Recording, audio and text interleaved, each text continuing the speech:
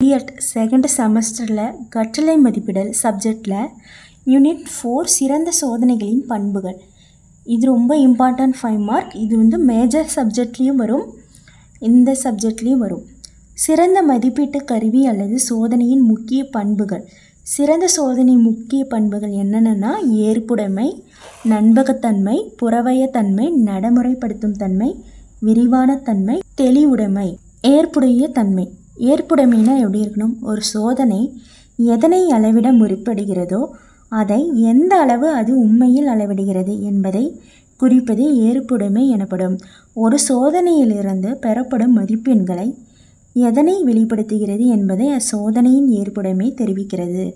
அதாவது ஒரு சப்ஜெக்டை எடுத்து நான் டெஸ்ட் வைக்கிறேன்னா அந்த சப்ஜெக்டில் எந்த அளவுக்கு மாணவர்கள் படிச்சிருக்காங்க, அவங்களோட உண்மைத்தன்மை இருக்கணும்.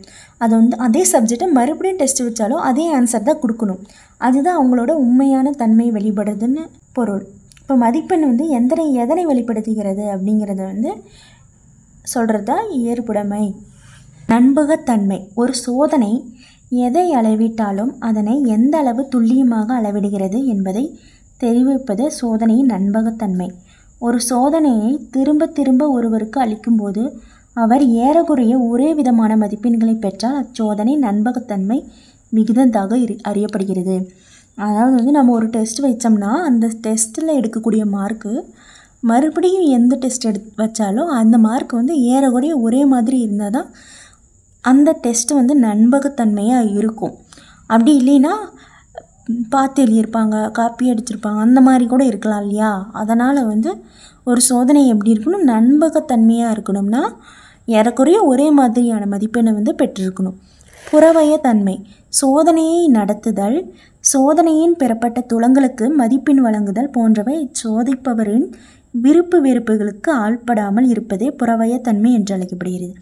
அதாவது ஒரு டீச்சர் வந்து டெஸ்ட்டை வந்து மார்க் திருத்தும் போது இந்த பையன் நல்லா படிப்பான் அப்படின்னு சொல்லிட்டு நல்லா பார்க்காமலே அதிக மார்க் கொடுக்குறது, இல்லை இந்த பையன் வந்து குறைவாக தான் படிப்பானுங்கிறது கம்மி மார்க் கொடுக்குறது. அந்த மாதிரி நமக்கு பிடிச்ச மாணவர்களுக்கு வந்து அதிக மார்க்கோ பிடிக்காத மாணவர்களுக்கு வந்து குறைந்த மார்க்கோ அந்த மாதிரி கொடுக்கவே கூடாது. அந்த மாதிரி கொடுக்காது தான் சிறந்த ஆசிரியருக்கான ஒரு அறிகுறி.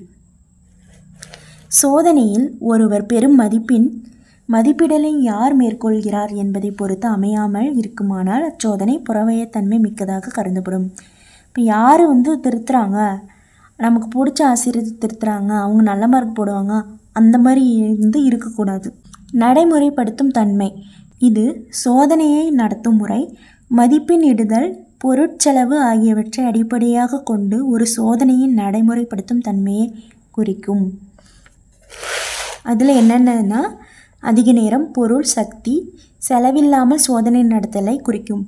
அந்த நடைமுறைப்படுத்தும் தன்மைனா ஒரு டெஸ்ட் வைக்கிறோம்னா அதில் வந்து அதிக நேரம் இல்லாமல் ஒரு 20 நிமிஷத்துக்கு டெஸ்ட் வைக்கிறேன், அதோட பொருள் எந்த மாதிரி இருக்கணும், அதுக்கான சக்தி எந்த மாதிரி இருக்கணும் அப்படிங்கிறதெல்லாம் அந்த நடைமுறைப்படுத்தும் தன்மையில் வரும்.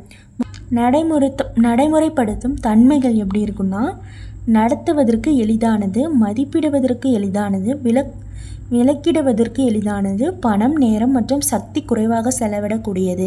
இப்போ ஒரு டெஸ்ட் வைக்கிறோம்னா அந்த டெஸ்ட்டோட வந்து மதிப்பீடு வந்து கம்மியாக இருக்கணும். ஒரு 10 மார்க்குக்கு டெஸ்ட் வைக்கலாம், 20 மார்க்குக்கு டெஸ்ட் வைக்கிறது அந்த மாதிரி இருக்கணும். நடத்துவதற்கு வந்து எளிதாக இருக்கணும். அந்த நம்ம டெஸ்ட் வைக்கிறோம் இல்லையா, அந்த சப்ஜெக்ட் வந்து எளிதாக இருக்கணும். விலக்கிடுவதற்கும் எளிதாக இருக்கணும். பணம், நேரம், சக்தி இதெல்லாம் குறைவான நேரத்திலேயே வந்து அந்த சப்ஜெக்டை நடத்தி முடித்து டெஸ்ட் வைக்கணும். இந்த மாதிரிலாம் நடைமுறைப்படுத்தும் தன்மையில் இருக்குது. அடுத்து விரிவான தன்மை. வினாத்தாள் சோதிக்கப்பட வேண்டிய பாடப்பகுதிகள் அனைத்தையும் உள்ளடக்கியதாக இருத்தல் வேண்டும். ஒவ்வொரு பாடப்பகுதியிலிருந்தும் வினாக்கள் இருக்க வேண்டும். இந்த விரிவான தன்மைனா என்ன சொல்கிறாங்க? எல்லா சப்ஜெக்ட்லேயுமே கொஷின் இருக்கணும். அதெல்லாம் நம்ம டெஸ்ட் வைக்கிறோம் அப்படிங்கிறத அந்த பாடலாம் எடுக்கணும். அந்த பாடத்தில் வந்து எத்தனை கொஷின் கொடுக்கணும் அப்படிங்கிறது இருக்கணும். அந்த வினா வந்து எப்படி அமைக்கணும்னா பயன்படுத்துதல், செயல்திறன், புரிந்து கொள்ளுதல், அறிந்து கொள்ளுதல், இந்த திறன்களை வெளிப்படுத்துகிற மாதிரி தான் வினாக்கள் வந்து இருக்கணும். தெளிவுடைமை.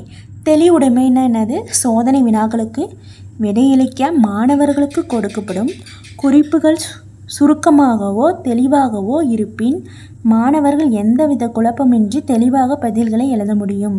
அப்படின்னா ஒரு கொஷினுக்கு இப்போ குருவினானா 2 வரிகளுக்கு தகாமல் எழுதுக அப்படின்னு சொல்கிறது. இல்லைன்னா ஒரு 5 மார்க் கொஷினில் 14வது கொஷின் முக்கியமாக கட்டாய வினா அப்படின்னு குறிப்புகள் கொடுக்கறது. இந்த கொஷின் வந்து கட்டுரை வினாவுக்கு 200 முதல் 400 வார்த்தைகள் இடம்பெறுமாறு எழுதுக. அந்த மாதிரி குறிப்புகள் வந்து கொஷினுக்கு கொடுத்தோம்னா மாணவர்கள் வந்து எந்தவித குழப்பமும் இல்லாமல் தெளிவாக வந்து அதுக்கான ஆன்சரை எழுத முடியும். வினாக்களை சொற்கள் எளிதாகவோ ஆணித்தரமானவோ தெளிவாகவோ குழப்பமில்லாமல் புரிந்து கொள்ளக்கூடியதாக இருக்க வேண்டும். அந்த வினா வந்து படிக்கும் போதே புரிகிற மாதிரி இருக்கணும். கன்ஃபியூஷன் பண்ணுற மாதிரி இருக்காமல் உடனே படித்ததுமே இந்த கொஷின் தான் கேட்குறாங்க அப்படின்னு சொல்லிட்டு அதுக்கு ஆன்சர் பண்ணுற மாதிரி இருக்கணும். அடைவு சோதனை படிநிலைகள் சோதனையோட வகைகள் போட்டிருப்பேன். அந்த வீடியோவையும் பார்த்துக்கோங்க. அதுவுமே மேஜர் சப்ஜெக்டில் இருக்கக்கூடியது தான்.